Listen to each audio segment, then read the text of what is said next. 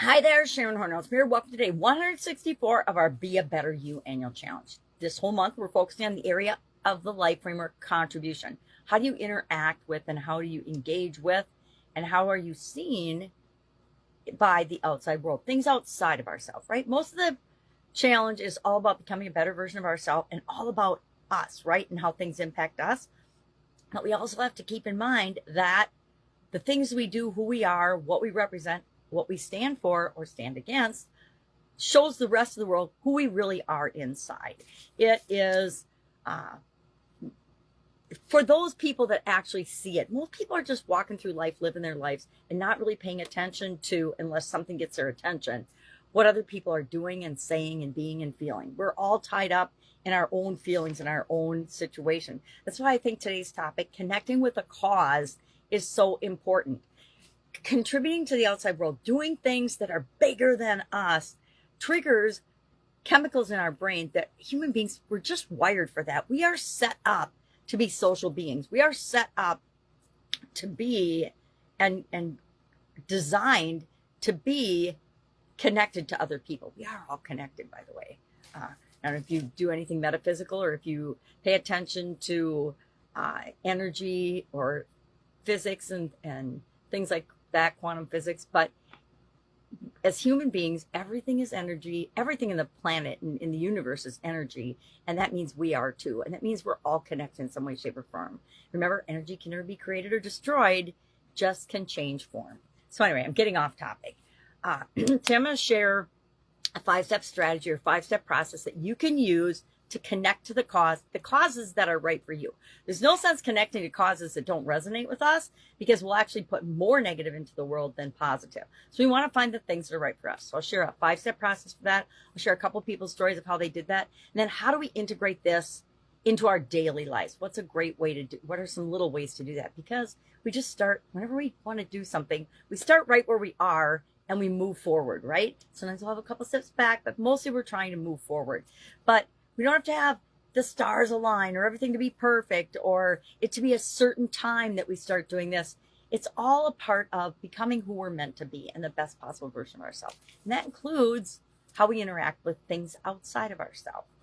So let's start with the process. How do you connect with the cause? And why do you want to connect with it? You know, we can donate to things and do things and in a haphazard way, or we can find something that really feels awesome to us and resonates with us and that lights us up and triggers that dopamine and oxytocin in our brain that we all want to trigger in order to get the feelings and the results that we want, because those are positive energy returns to us. So what's a strategy to connect? What is a strategy to connect to a cause that transforms you and helps you to be a better version of yourself? Well, number one, identify your core values. We did that on day 3 this month, which was I don't even remember. I'd have to go back in my book and look, which I'm not going to do right now. But we already identified what are our core contribution values, what's most important to us. We've done step 1.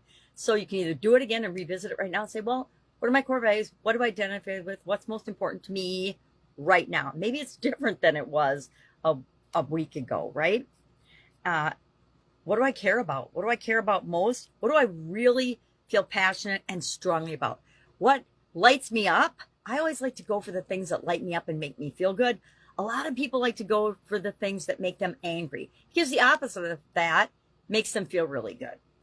So number 1, identify what your core values are. Number 2, align with a mission that inspires action. Not only inspires you, but it inspires you to take action and do something about it. These are a lot of things, right, that get our attention and inspire us, but they don't necessarily inspire us beyond how we feel in the moment. And we need something that's going to inspire us on a continuous basis so that we're going to take action, want to take action, and want to continuously participate, right? Number 3, match the cause to your strengths. Find a cause that your strengths align with, not only your core values align with, but that can utilize your strengths. And believe me, there are literally thousands of them, no matter what your strengths are. Number 4, integrate the cause into your identity. Now, this is a big secret. And I don't know if it's a secret or if it's just a way of becoming what you want to see in the world. Don't just treat your contribution and how you interact with the outside world. I think by outside world, I mean anything outside of you and your little being is the outside world, right? Make it part of your identity. Like I said early on this month, it is just how I act and interact with the world. It's just part of who I am. Thank you to my parents and to people that I got involved with in my youth that just encouraged me to behave in the way and treat people the way I want to be treated.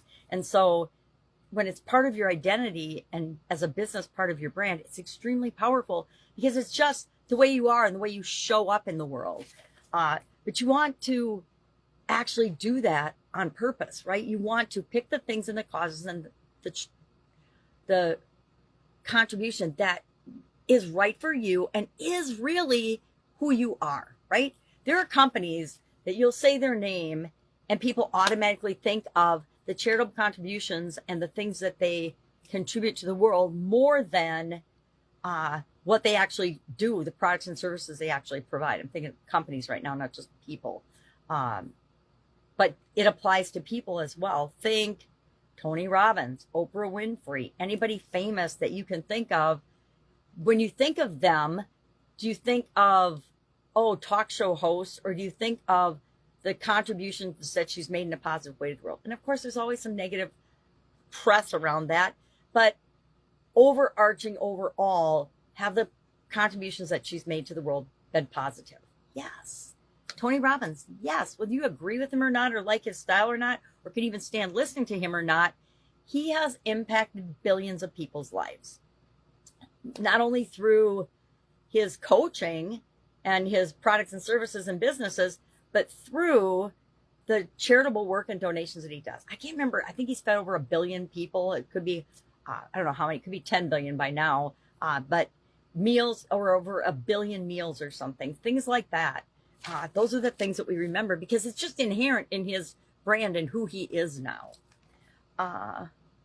And finally, step 5, measure your impact and stay consistent. Stay consistent. Keep doing things until you find the thing that is really your thing that can be associated with who you actually are. And then just keep doing it, right? Do it on some kind of a regular basis or frequency, because consistency and practice builds mastery. And we want to be a master at making the world a better place. At least I do. I hope you do too.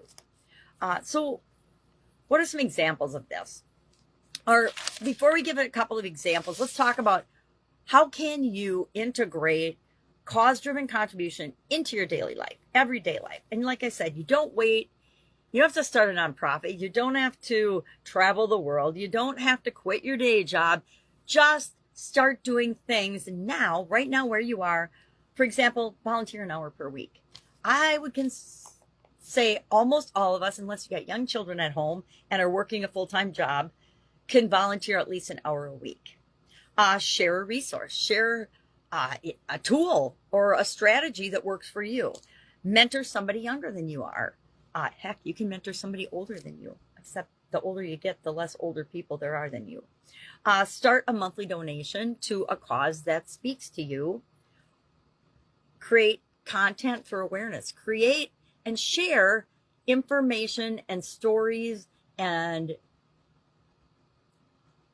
strategies and organizations that can create awareness, right? Share those online and your social media platforms. And again, that's incorporating into your personal brand and who you really are. And then finally, you could partner with a business or with a nonprofit, or partner your business with a nonprofit. There's so many ways to get involved and help and make the world a better place. And it's incredible how powerful an impact it has on our individual lives, which is probably why I always do, or have always had it be a part of my life. Is it, I swear, you gain more out of what you give than ever what you get, right? You always get more back than you ever give away and give out. At least that's been my experience.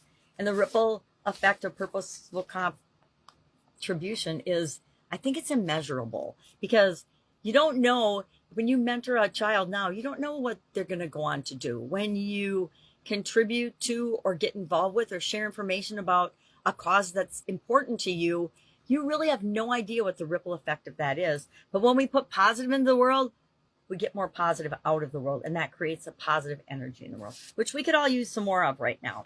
Let's talk about Michael. Michael's a retired teacher, and upon retirement, like so many other people, he felt aimless. He's like, okay, I've taught school for 30 years.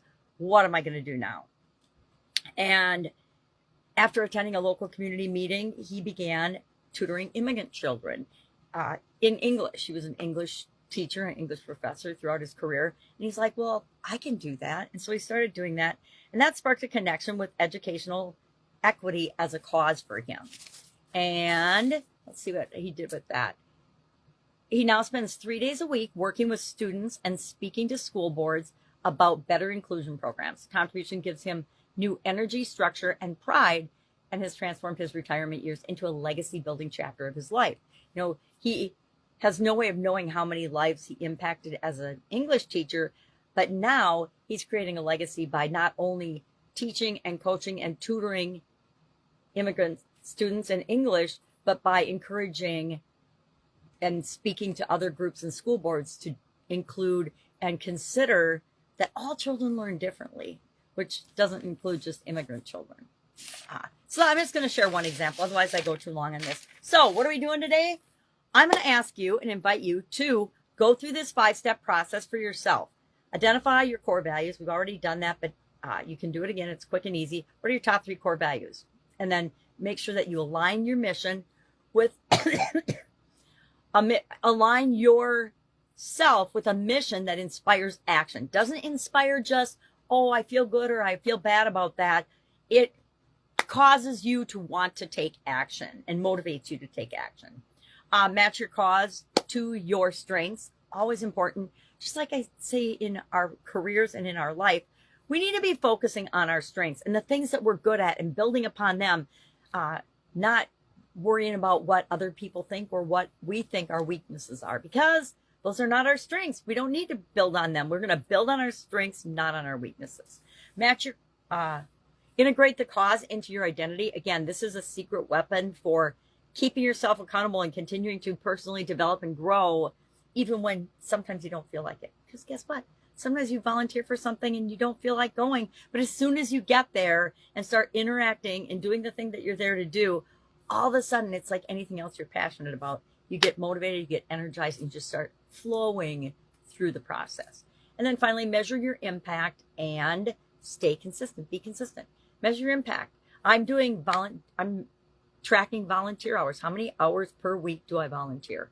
Because it's an easy thing to track, and it's in-person volunteering, not just volunteering in other ways, because that's an area that I wanted to improve based on the SOAP framework yesterday. All right. Any questions? Any questions about this process? Any questions about connecting to a cause? Any help with connecting to a cause that's important to you? Hit me up and ask. Otherwise, have an awesome day, and I'll, of course, be with you tomorrow.